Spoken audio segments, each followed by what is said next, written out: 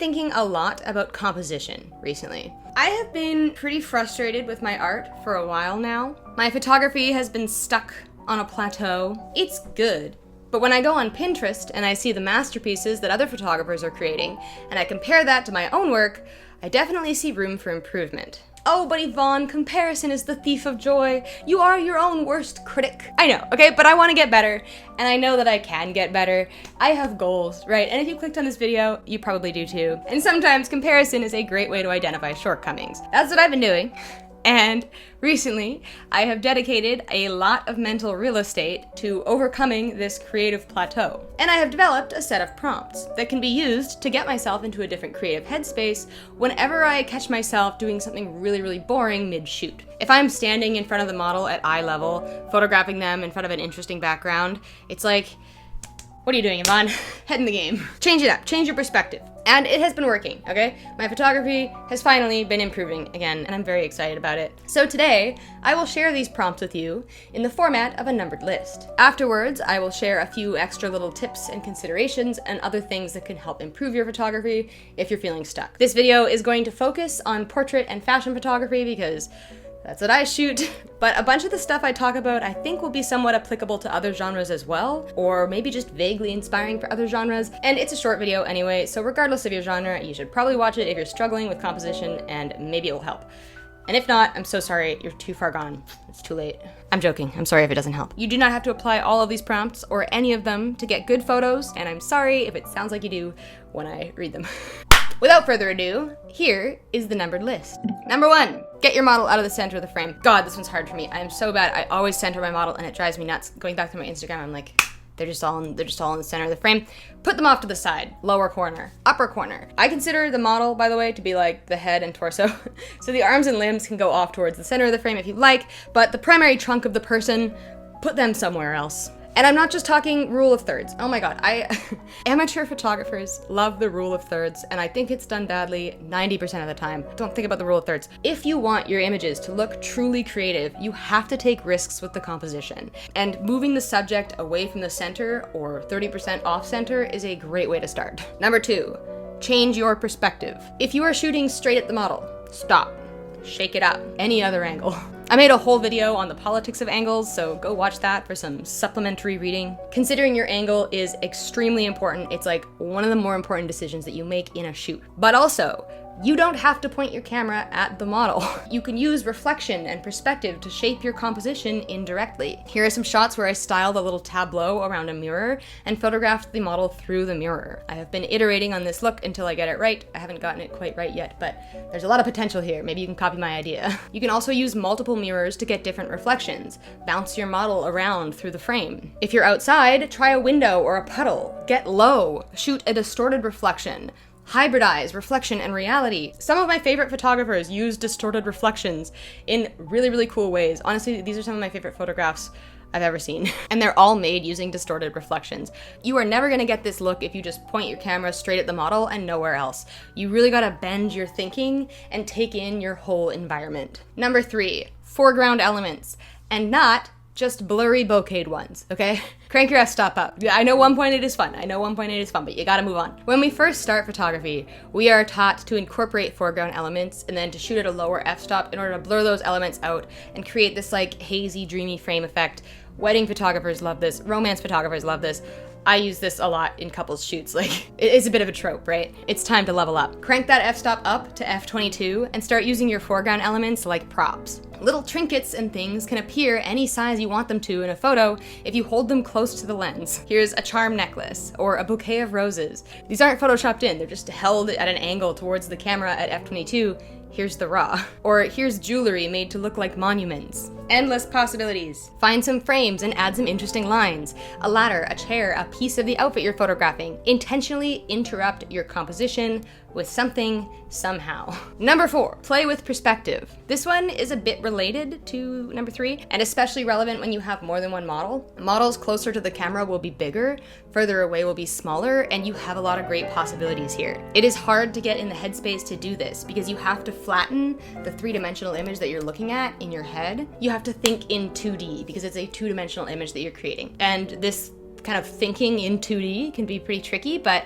Practice makes perfect, just keep it in mind. So you can frame one model with another. You can use the lines of one model to lead into another.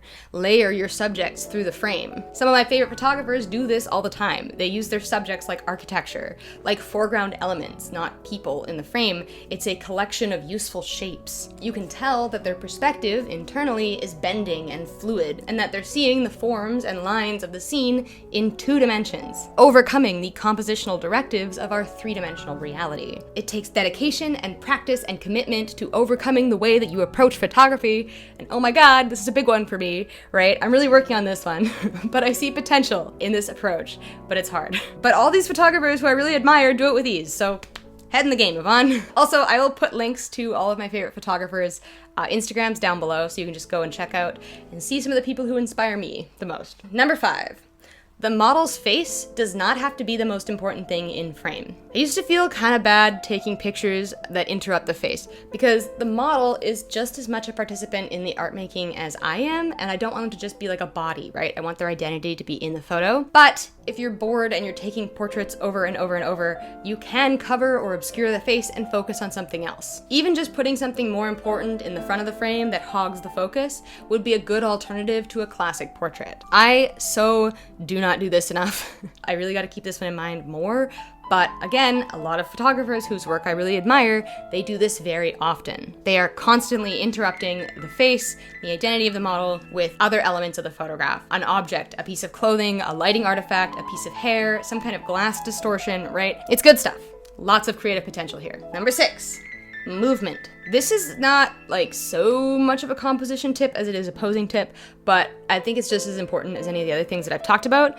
You want to get some movement in the frame, right? Static shots always look so languid, which can be a vibe, like if that's the vibe you're going for sure. But it can also put you to sleep if you see static posing in every single photo in a person's portfolio. Get a fan, move that hair around, throw the garment, have the model cast their arms about, dance, or fall forward or backwards. One of my favorite local photographers specializes in capturing dance and acrobatics, and her work is so full of movement. It's gorgeous, and every aspect of the photo benefits from the fluidity of that movement. If you can't source a dancer or an acrobat, the model could be still but with movement in the background or in the clothing.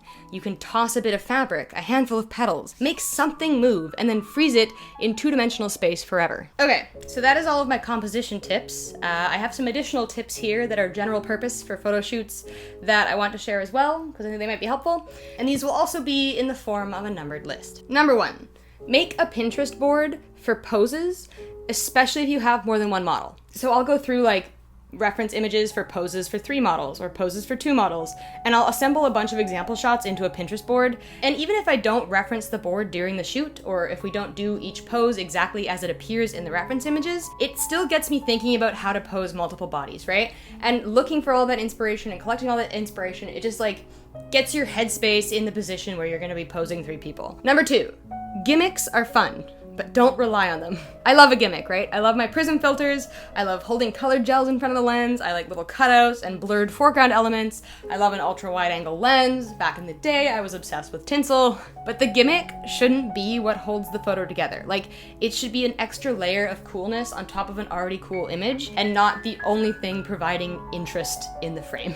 If you see photography hacks videos where they're like changing out the reflection or the shadow using the panorama mode, that's also a gimmick. It's nice once, but recognizably gimmicky. I don't even think I can define what I mean by gimmick here, but if you know, you know. There was a lot of really gimmicky photography trends in the early 2000s. I would consider the touch of red to be a gimmicky photography trend. And you know, these gimmicks are a great way to shake up a shoot for a few shots, but pull yourself out of it before it consumes you. Number 3, high-end photographs are very photoshopped.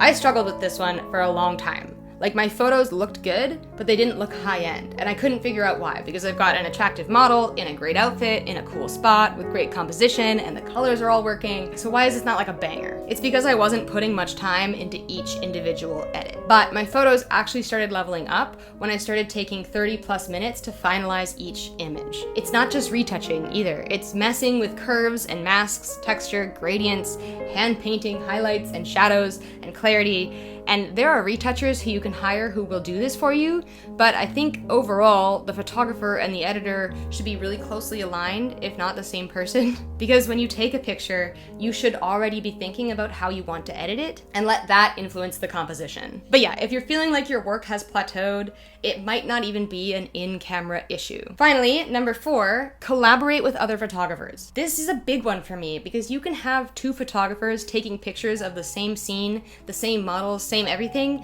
and they get really different results. It is worthwhile as an exercise just to see how other people approach the craft. I love working with other photographers. I have learned so many lighting setups, posing prompts, prop ideas, angles, lens information. It's an excellent way to learn from your peers. And that is it. That is all of the tips that I had to share with you in this video. Hopefully your photography improves and you overcome whatever plateaus are holding you back. Today's video was not sponsored, so if you would like to support the channel, you can buy me a coffee. There is a link in the description below. It is a one-time $5 donation, and all proceeds from this link go directly towards improving the content that I'm able to offer on this channel. I just got my payout from Buy Me a Coffee recently, and I realized it is in USD. So if you give me $5, I get $7. Which is really nice as a Canadian. And a huge thank you to everyone who has already donated. I super appreciate you guys. Another way to support my channel is by checking out my print shop. I have a print shop. I have all of my favorite film photographs available in print from 2 different series called Cacophony and Solitude in Urban Spaces. So for folks who love color or for folks who love black and white, there's something for everybody. That is all for today's video. Thank you guys so much for watching. I will see you guys soon. Probably not next week, but the week after with a new video. So stay tuned for that. And in the meantime, I want you guys to stay sharp and don't forget to keep shooting. Bye guys.